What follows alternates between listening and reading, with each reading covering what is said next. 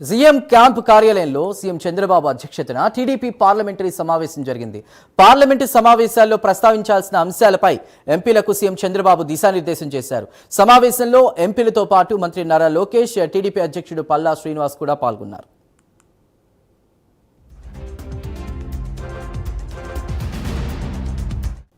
వేదిక పార్లమెంటు సమావేశాల్లో ప్రస్తావించాల్సిన అంశాలపై ఎంపీలకు సీఎం దిశానిర్దేశం చేసినట్టు తెలుస్తోంది. చంద్రబాబు ఆ వివరాలు అందించడానికి మా ప్రతినిధి శ్రీహరి సిద్ధంగా ఉన్నారు. శ్రీహరి,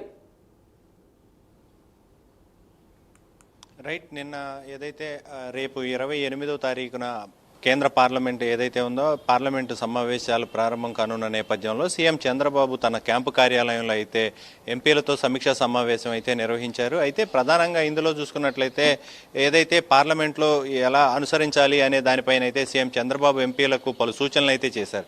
అయితే దీంట్లో ప్రధానంగా ఏదైతే అమరావతి రాజధాని ఉందో అమరావతి రాజధాని గెజిట్ నోటిఫికేషన్ పై కూడా ఎంపీలంతా కూడా కలిసికట్టుగా పనిచేయాలి. దానికి కావలసిన ఏవైతే ఉన్నాయో వాటన్నిటినీ కూడా ముందస్తుగానే తగిన చర్యలు చేపట్టి దానికి ముందుగా ఏదైతే రాష్ట్రం నుంచి కావలసిన ఇన్ఫర్మేషన్ ఏదైతే ఉందో దానికి కావలసిన సూచనలు సలహాలు అన్నిటినీ కూడా త్వరితగతిన వారికి అందించి దానికి ఎలాంటి తోడ్పాటు అందించాలనే దానిపైన వ్యూహాత్మకంగా అందరూ కూడా ముందుకు వెళ్లాలని చెప్పని అయితే సీఎం చంద్రబాబు ఎంపీలకు ఒక దిశానిర్దేశం చేశారు. దీంతోపాటు ఏదైతే పెండింగ్ ఫైల్ ఏవైతే ఉన్నాయో అమరావతి రాజధాని, దాంతోపాటు రాష్ట్రానికి రావాల్సిన నేషనల్ హైవేస్, వాటితో పాటు ఏవైతే రైల్వే లైన్లు, అదేవిధంగా ఇరిగేషన్ సంబంధించిన పెండింగ్ పనులు ఏవైతే ఉన్నాయో వీటన్నిటిపైన కూడా కేంద్రంలో పార్లమెంట్లో చర్చించి పెద్ద ఎత్తున దానిపైన పెండింగ్ అనుమతులు ఏవైతే ఉన్నాయో వాటన్నిటిని కూడా క్లియర్ చేసే విధంగా అయితే దీనిపైన చర్చించాలని చెప్పని సీఎం చంద్రబాబు అయితే నిన్న ఎంపీలందరికీ ఒక దిశానిర్దేశం చేశారు. దీంతోపాటు ఏవైతే బడ్జెట్ రేపు 1వ తారీఖున బడ్జెట్ అయితే కేంద్ర బడ్జెట్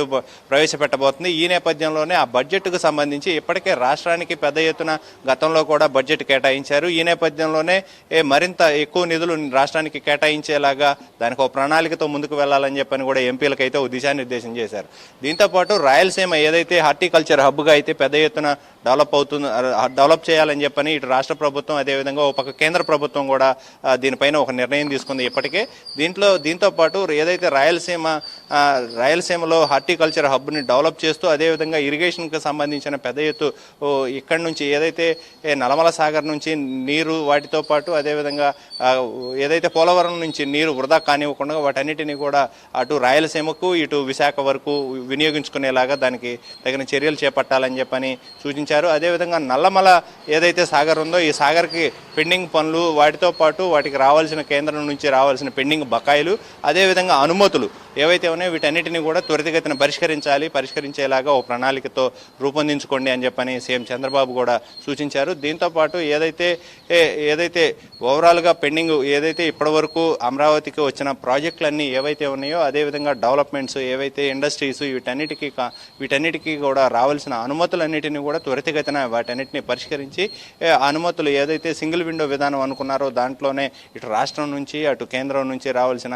ఈ అనుమతులన్నిటినీ కూడా త్వరితగతిన క్లియర్ చేయాలని చెప్పని కూడా సీఎం చంద్రబాబు అయితే వారికి సూచించారు. దీంతోపాటు అమరావతికి ప్రధానంగా అమరావతి గెజిట్ నోటిఫికేషన్ ఇప్పటికే అమరావతి నుంచి నోట్ ఫైల్ కూడా కేంద్రానికి పంపించారు. కేంద్రం కూడా ఏ డేట్ నుంచి అమరావతి శాశ్వత రాజధాని ఏ డేట్ నుంచి ఇవ్వాలి అనే దానిపైన కూడా ఒక డేట్ని అయితే అడిగిన పరిస్థితి.